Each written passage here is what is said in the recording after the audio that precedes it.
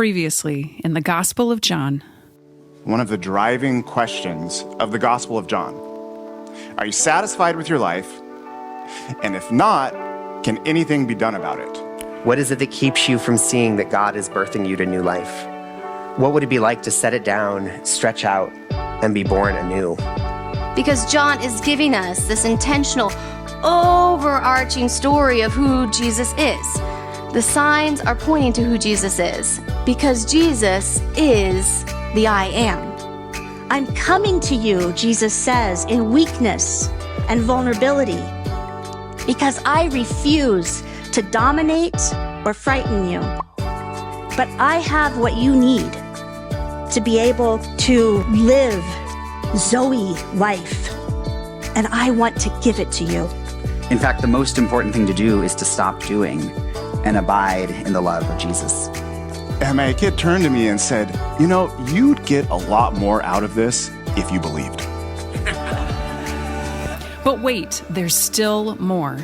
During the 40 days of the season of Lent, Salthouse is going through the second half of John's Gospel called the Book of Glory, which is kind of a weird name since the next 7 chapters of John's Gospel all takes place during the 24 hours before Jesus dies in a humiliating and brutal way. Not exactly what you think of when you think of glory. But this is exactly what Jesus came to reveal. God's glory is God's self-giving love. As Jesus says, there is no greater love than to lay down one's life for one's friends. Now, before we get to the end, Jesus gathers us for one last meal because he has some really important things to tell you, his disciples. So let's lower our defenses and open our hearts, or what John calls believe, as we go even deeper into the Gospel of John. All right. Well, good morning, Salthouse. I am intern Pastor Zach, for anyone that I don't know, and it's really good to be with you this sunny morning. Let me ask you a question. Has anyone ever heard of Operation Anthropoid? Any World War II history buffs in the room? Okay, well, this will be a little trivia for you next time you're on Jeopardy! When Nazi Germany invaded Czechoslovakia, an exiled Czech government fled from Prague to the UK, and Hitler appointed Reinhard Heydrich as the protector of the territory. He was essentially Hitler's number 2. Many historians consider Heydrich the architect of the Holocaust, and he was notorious for quashing anti-German sentiment in occupied territories. The exiled government that was in the UK began developing a plan to assassinate Heydrich. They trained 2 paratroopers, Josef Gabčík and Jan Kubiš, to parachute into Prague and learn the routine of Heydrich so that at an appropriate time they could kill him. It was really carefully coordinated, and it relied on support from a bunch of resistance folks that were still in Prague. And it was largely successful. Gabčík and Kubiš were dropped into Czech lands on December 22nd, 1941. They landed in the middle of nowhere and made their way to Prague, and there they met up with the resistance and stayed hidden in a safe house. Over the next 5 months, they studied Heydrich's routines, and on May 27th, 1942, they ambushed his car en route to Prague Castle. And how did they do it? They waited at a tram stop that was located on a tight curve, so the car was forced to slow down to make the turn. And as it did, Gabčík stepped in front of the car, ready to shoot Heydrich. Unfortunately, his gun jammed. But Heydrich ordered the driver to stop and pulled out his own pistol to shoot Gabčík. And at that moment, Kubiš, who was hiding behind the car, threw a grenade under the car, and the shrapnel of the blast killed Heydrich. This set off a massive manhunt across the Czech Republic. The Nazis burned the entire villages of Lidice and Lizanski to the ground, just to send a message of how serious they were to persecuting the resistance. Meanwhile, Gabčík and Kubiš hid in the crypt of the church of Saints Cyril and Methodius. The Nazis issued a deadline. If the assassins were not found by June 18th, there would be more killings, and this time in Prague. Furthermore, they offered a reward of 1 million Reichmarks to anyone who gave information leading to the capture. And who knows if it was the threat of violence or the promise of money that corrupted the heart of Karel Čudra. But Čudra went to the SS and gave up both the safe house location and the crypt where Gabchik and Kubish were hiding. Everyone at the safe house was arrested and executed. The Gestapo descended on that little church, and a long and drawn-out battle commenced in the sanctuary. Kubish was shot in the choir loft, and Gabchik ended his own life in the crypt. In Prague, Gabchik and Kubish are celebrated as heroes. There is a festival every year in June. Operation Anthropoid was the only successful government-sanctioned assassination of a top-ranking Nazi official. And it was a total turning point in the war. Don't you just feel that when you think about it? Like, I've always found this story so sobering. I mean, these two men literally risked their lives to fight back against a terrible evil. And in the end, they were betrayed by a colleague. They literally laid down their lives for their friends. It's not too hard to draw parallels between this story and our next section of John, because today we're going to look at Judas and Peter. Judas, who betrays Jesus and turns him over to the authorities, and Peter, who denies Jesus and fails to defend him. And these are two complicated characters. But let's back up for a minute, because the context makes this story even more heartbreaking. Remember, we've been spending Lent in this upper room with Jesus, as Jesus says goodbye to his disciples. And in this speech, he gives the disciples a new commandment. In this goodbye speech, one of the first things that Jesus said was, "This is my commandment, that you love one another as I have loved you. No one has greater love than this, to lay down one's life for one's friends. You are my friends if you do what I command you. I do not call you servants any longer, but I have called you friends. No greater love than this, to lay down your life for one's friends. And I, Jesus, have called you friends." This word friends is unique to John's gospel, and I think it's actually really important to John's theology. I think what John is arguing is that love starts with those closest to you. It's easy to dream of changing the world when it's hypothetical. Like when we think of extreme evil like Nazis, it's easy to see the black and white lines of good and evil. And it's easy to imagine which side we would choose. But John's theology centers the world through relationships with your friends. How do you forgive your friends? How do you serve your friends? How do you give your all to your friends? How do you wash your friends' feet? How do you lay down your life for your friends? Because the reality is, those closest to us can be the most difficult to love. Jesus' words of lay down your life for your friends brings the challenge home. You don't have to give your all to everyone, but to those that you call friends, to those that you choose to be in community with, to those that you fight alongside for liberation, you are called to give a little extra to those people. You're called to give your friends this sacrificial love. Now let's talk about the two of the people that Jesus calls friends, Judas and Peter. Judas and Peter are named in all four Gospels, and in all four Gospels, Judas betrays Jesus and Peter denies Jesus. But each Gospel gives the story a little spin. So Chris is going to come up and read John's version for us now.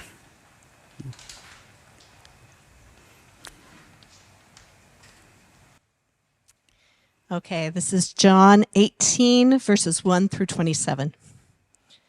After Jesus had spoken these words, he went out with his disciples across the Kidron Valley to a place where there was a garden, which he and his disciples entered. Now Judas, who betrayed him, also knew the place because Jesus often met there with his disciples. So Judas brought a detachment of soldiers together with police from the chief priests and the Pharisees. And they came there with lanterns and torches and weapons.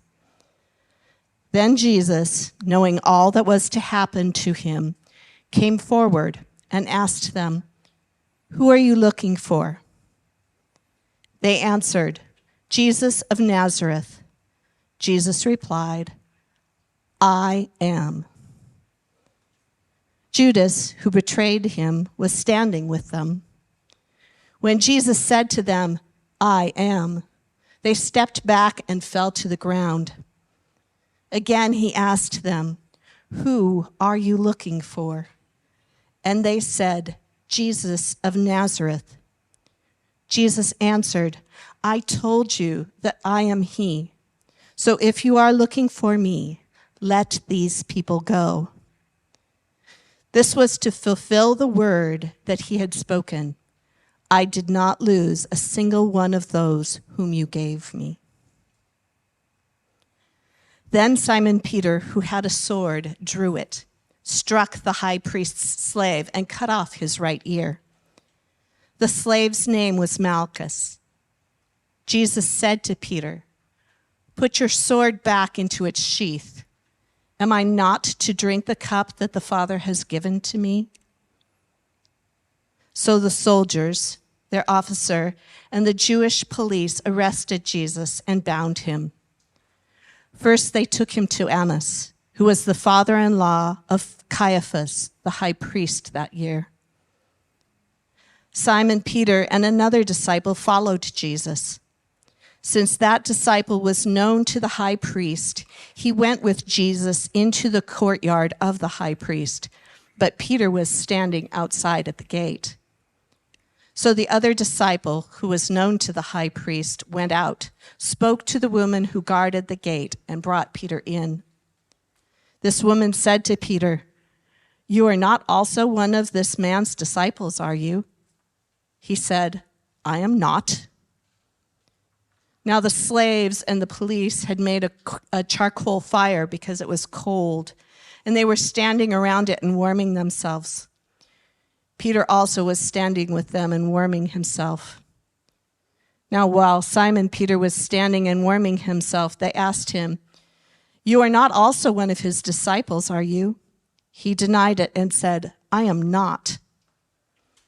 One of the slaves of the high priest, a relative of the man whose ear Peter had cut off, asked, "Did I not see you in the garden with him?" Again, Peter denied it, and at that moment, the cock crowed.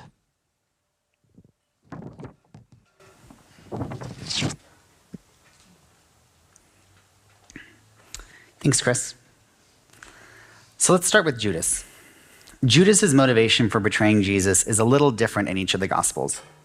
In Mark and Matthew, money is his motivation, the infamous 30 pieces of silver. In Luke and John, the devil causes Judas's betrayal.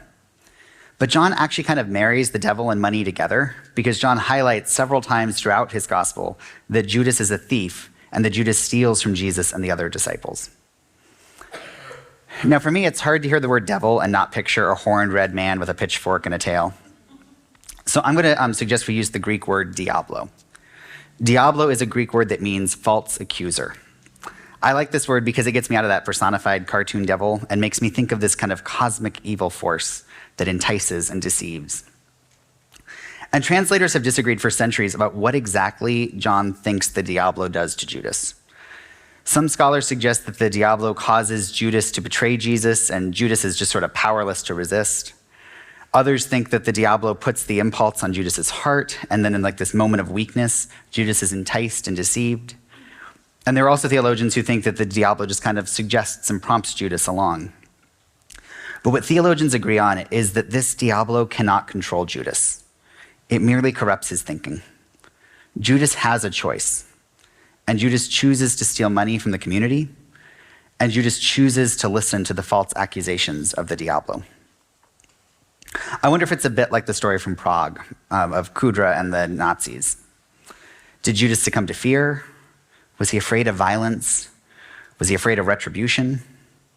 For some reason, whatever it is, Judas doesn't believe Jesus when Jesus calls him friend. Instead, he listens to this other voice. He chooses fear and greed and self-preservation. He doesn't believe. And there are so many false voices that are hard to ignore. So many false voices offer us security or safety or wealth. It can be hard to hear the voice of God that says, "I am the bread of life. I am the way. I am the vine. All you have to do is abide in me." But Judas chooses not to abide. And then let's turn our attention to Peter for a minute, because Peter's denial might sting even more. Because Peter's actually given the chance to lay down his life for Jesus, and he messes it up 3 different times. First, during the arrest, Jesus totally surrenders. Did you hear that? When the temple authorities and police say they are going to arrest Jesus of Nazareth, he uses that "I am" language again that we've heard over and over again in John's gospel. He owns his identity as the Word made flesh, and he verbally lays down his life for his friends by saying, "You're looking for me. Let these people go." And what does Peter do? Does he believe Jesus? Does he abide? Does he lay down his life? No. He picks up a sword and attacks a slave, cutting off his ear. And this exchange where a disciple attacks a servant of the high priest shows up in all 4 Gospels. But John is the only one that gives the role of assailant to Peter. John considers this Peter's first denial. Because remember, in John's Gospel, actions matter. Belief, love, all of these things are connected. Jesus has been saying things like, "My hour has come. I am returning to the Father. I am doing this for your benefit. I am laying down my life." And instead, Peter resists the moment. He clings to Jesus with him. He chooses his own path. He resists and becomes violent. The other 2 denials are more straightforward, and we see these in a lot of Jesus passion movies. Peter gets confronted by people who recognize him as one of Jesus' disciples, and both times he says, "Oh no, we're not friends. I don't know him." Peter is given 3 opportunities to lay down his life for his friend, and all 3 times he chooses himself. We call it Peter's denial, but it feels to me like another type of betrayal, doesn't it? Like Judas betrays Jesus by selling him out, but Peter betrays Judas or Jesus by going against what he explicitly told him to do, and then abandoning him when given the opportunity to actually do something. It's like all different flavors of betrayal by Jesus' closest friends. And betrayal by a friend is awful. I mean, many of you have heard me tell my coming out story, and I've shared in sermons before that I had a mentor who, when I came out to him, told me to keep it to myself. He warned me I'd ruin my career. He told me if I wanted to be a pastor, I needed to stay in the closet. And when I pushed back, I lost a scholarship. And I've processed that experience with my family and with Pastor Ryan and Pastor Sarah. I've done it in therapy. I've written ordination essays about it. I've worked through it in so many different settings. And yet when I think about it, it still lives in me. When I hear the word betrayal, my mind jumps to that story immediately. And I've often heard Judas and Peter preach this way, with a reflection like, who is Judas in your story? Who's betrayed you? Or who is Peter in your story? Who didn't listen to you? Who went back on their word and abandoned you in your moment of need? Who that you called friend sold you out in the end? And who did you think really had your back and they didn't show up?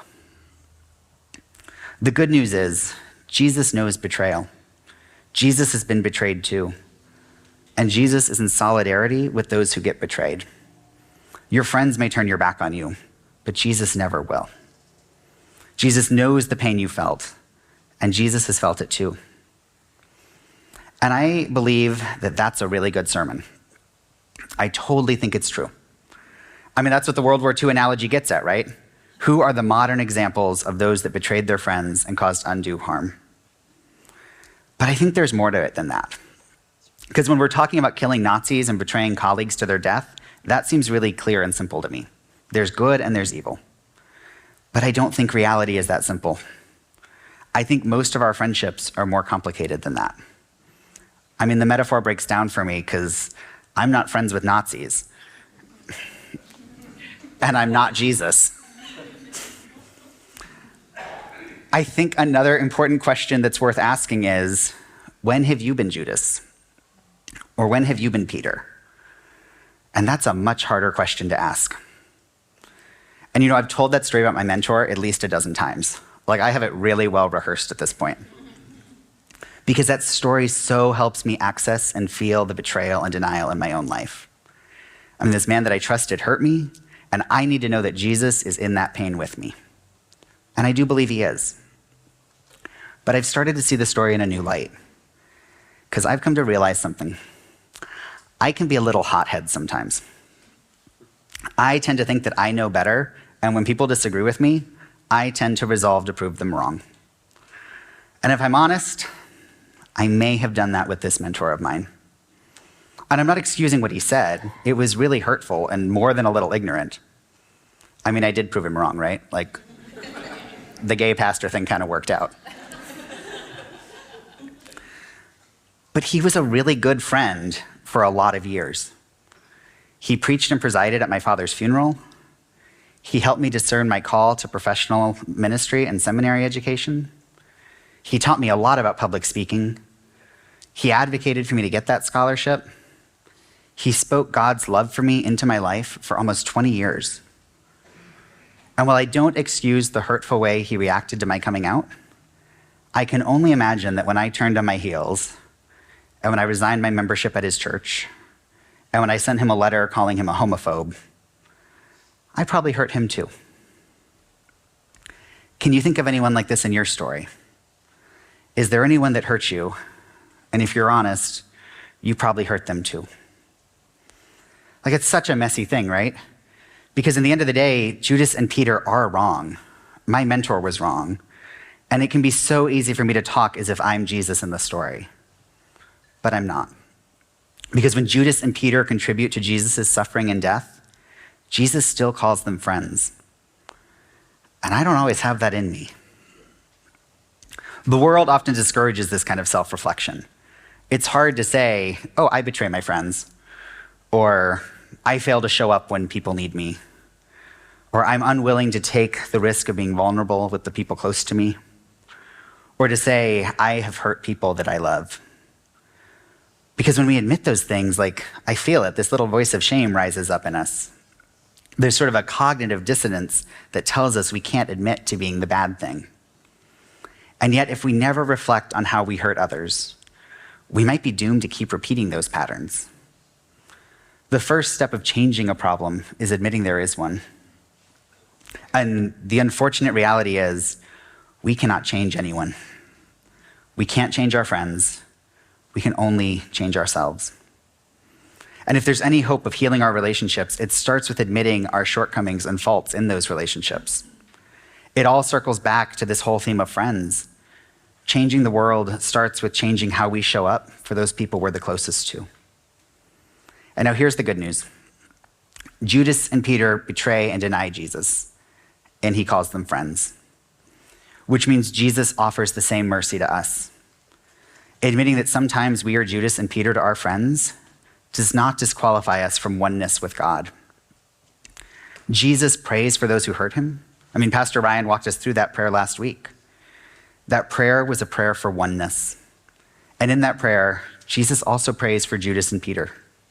He prays that they might be one with him, which means he prays that we might be one with him. And then the complicated part is, this means he prays that we might be one with the people who hurt us, and that we might be one with the people that we've hurt. And what a wild and messy thing that is. Because when I think about it, it makes me realize how much I need this love that Jesus offers me. Because I can't love like that. But Jesus does. And even if I can't love like that, I want to believe that Jesus can love through me like that. I want to get out of the way. Periodically, I think about reaching out to that mentor of mine. I don't know if I want to forgive him just yet, but I do hate the fact that our relationship shattered. And I do wonder if part of reconciling might be to remember that God loves him as much as God loves me. That God forgives him as much as God forgives me. That God calls both of us friends, and it's really confusing. Because reconciliation is such a hard and messy thing, and I don't know exactly how it works or what it looks like, but I do believe that any hope of reconciliation is a path of grief and surrender. And that's a path that Jesus knows well. It's the journey to the cross. It's a journey that Jesus will take with you time and time again. Well, friends, with our reading this week, we've turned a corner in the Gospel of John. We've left the upper room and begun our journey to the cross. So consider what this journey looks like for you this year.